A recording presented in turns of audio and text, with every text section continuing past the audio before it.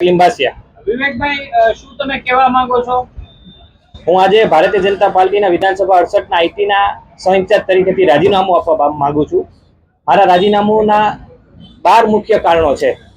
રાજકોટ મહાનગરપાલિકામાં જે નાગરિકો છે, નાગરિકોના પ્રાણ પ્રશ્નો છે.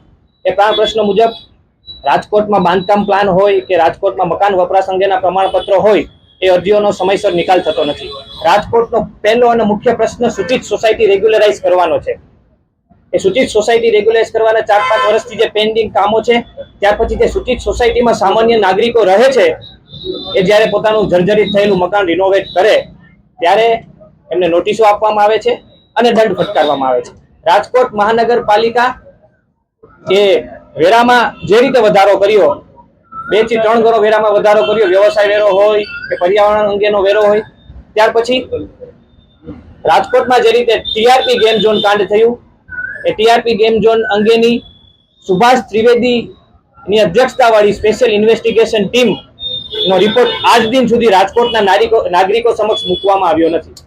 ત્યાર પછીનો એક મુખ્ય વિષય આપ સૌના ધ્યાનમાં મૂકવા માંગુ છું કે કોઈ પણ નાગરિક રાજકોટ મહાનગરપાલિકા કે કોઈ સરકારી કચેરીઓમાં જાય ત્યારે એક બેનર હોય છે કે નાગરિકો કર્મચારીઓ સાથે ગેરવર્તણૂક કરે તો એના ઉપર કેવા કેવા કાયદાઓ લગાવવામાં આવે, પણ Gujarat right to citizen charter 1 મુજબ નાગરિકોને એની અરજીઓનો નિકાલ કરવાનો કોઈ બોર્ડ કે બેનર રાજકોટ મહાનગરપાલિકાના કોઈ પણ ઝોનમાં લગાવવામાં આવતું નથી.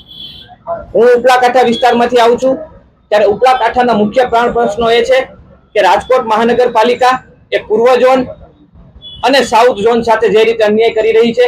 રાજકોટના પશ્ચિમ ઝોનમાં સ્પોર્ટ કોમ્પ્લેક્સ હોય, રાજકોટના પશ્ચિમ ઝોનમાં શ્રી રામ બીચ નીચે જે રીતે ગેમ ઝોન હોય, પણ પૂર્વ ઝોનમાં એ કોઈ પણ પ્રકારની વિકાસ કાર્યો કે સવલતો આપવામાં આવતી નથી.